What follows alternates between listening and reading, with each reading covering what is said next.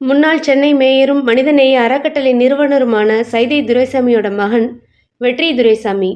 இவருக்கு வயசு 45. திருப்பூர் மாவட்டத்தைச் சேர்ந்த நண்பர் கோபிநாத்தோட சில நாட்களுக்கு முன்னாடி இமாச்சல பிரதேசத்துக்கு சுற்றுலா போயிருந்தாரு. கடந்த 4ஆம் தேதி சாயங்காலம் காசங்நாலா பகுதியில் போய்கிட்டு இருந்தப்போ திடீர்னு கட்டுப்பாட்டை இழந்த அவரோட காரு தடுமாறி சட்லஜ் ஆற்றில் கீழே விழுந்துருச்சு. இந்த விபத்துல கார் ஓட்டுநர் தன்ஜின் சம்பவ இடத்திலேயே உயிரிழந்துட்டாரு. கோபிநாத் படுகாயங்களோட சிகிச்சை பெற்று வர்றாரு. ஆனால் அதே காரில் பயணம் பண்ண வெற்றி துரைசாமி காணாமல் போயிட்டாரு. இவரை கடந்த 8 நாளாக தேடிக்கிட்டு வந்தாங்க. இவரை தேடுற பணி தீவிரமாக நடந்துட்டு வந்துச்சு.